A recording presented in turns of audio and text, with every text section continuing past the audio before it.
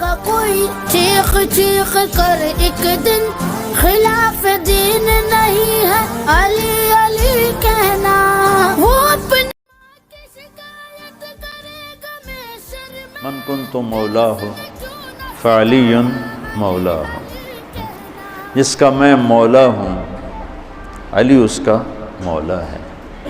اور یہاں مولا سے مراد دوست نہیں ہے، یہ ہم دوست کا ترجمہ کرتے ہیں آقا، سردار، جس کا میں سردار ہوں علی اس کے سردار ہیں۔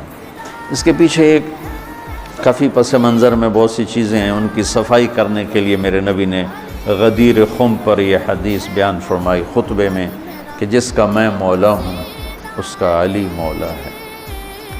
تو یہ چند دن پہلے مجھے خیال آیا کہ ہمیں حضرت علی نہیں کہنا چاہیے، ہمیں مولا علی کہنا چاہیے، کہ میرے نبی ہمیں ان کو ہمارا مولا بنا کے گئے ہیں۔ ہم سمجھتے ہیں صرف یہ شیعہ کہتے ہیں مولا علی، وہ صحیح کہتے ہیں، من کنت مولاہ فعلی مولاہ۔ آپ سب کے چہروں پہ میں حیرانی دیکھ رہا ہوں، حالانکہ میں آپ کو صحیح حدیث پیش کر رہا ہوں، من کنت مولاہ فعلی مولاہ، جس کا میں مولا ہوں علی اس کا مولا ہے۔ تو میں اب حضرت علی نہیں کہتا، میں کہتا ہوں مولا علی، کہ ان کا حق ہے۔ جیسے ہر صحابی کی بعض خصوصیات ہیں جو دوسرے میں نہیں۔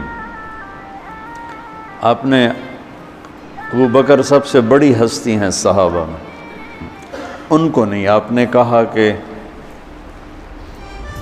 تو جنت میں میرے آگے آگے چلتا ہے۔ بلال کو کہا کیا بات ہے، جب جنت میں جاتا ہوں مجھ سے آگے آگے چلتا نظر آتا ہے، جزوی فضیلت۔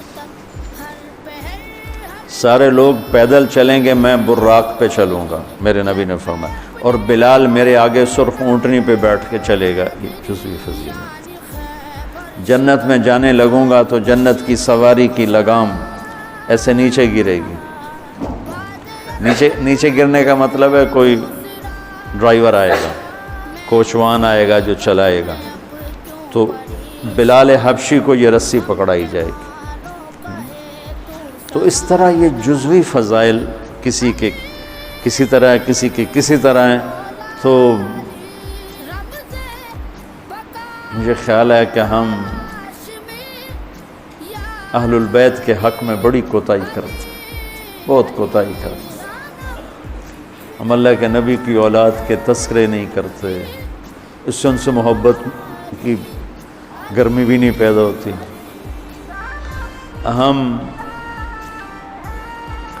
تم میری اولاد کی برائیاں میرے سامنے شروع کر دو تو تم مجھے اچھے لگو گے، اور میرے سامنے آ کر میری اولاد کی تم تعریف شروع کر دو، چاہے مجھے پتہ بھی ہو جھوٹی تعریف کرنا، تو بھی میرا دل خوش ہو جائے گا۔ تو ہم نے نا اللہ کے نبی کے گھرانے کے بارے میں بہت کوتاہی کی ہے، بہت کوتاہی کی۔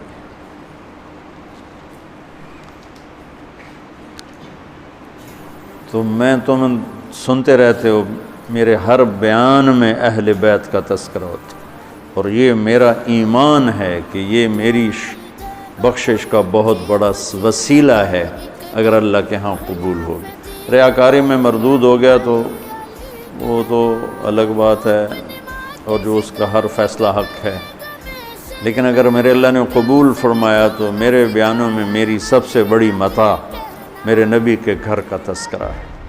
میں اس سے اندر کی محبت سے بھر کے کرتا ہوں،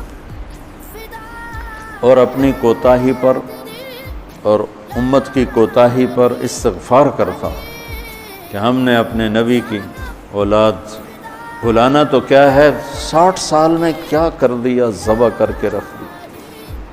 مجھے حیرت ہوتی ہے کہ نبی کا نواسہ ہو اور ادھر سارے نامراد سور قسم کے انسان ہوں، اور پھر ان کے پیچھے لگ کے نبی کے نواسے کو ذبح کر دیا جائے، کچھ سمجھ میں نہیں آتی۔ شاید اللہ ان کے عالی شان مقام طے کر چکا تھا۔ جب وہ سب ساتھیوں نے کہا نا کہ آپ واپس چلیں، وہاں ابن زیاد آ چکا ہے، واپس چلیں، تو فرمایا کہ نہیں مجھے جانا ہے۔ ان کا تم موت دیکھ رہے ہو، کیوں جا رہے ہو؟ کہا مجھے میرے اللہ کے نبی خواب میں ملے ہیں، انہوں نے مجھے کچھ بات فرمائی ہے، لہذا مجھے جانا ہی جانا ہے۔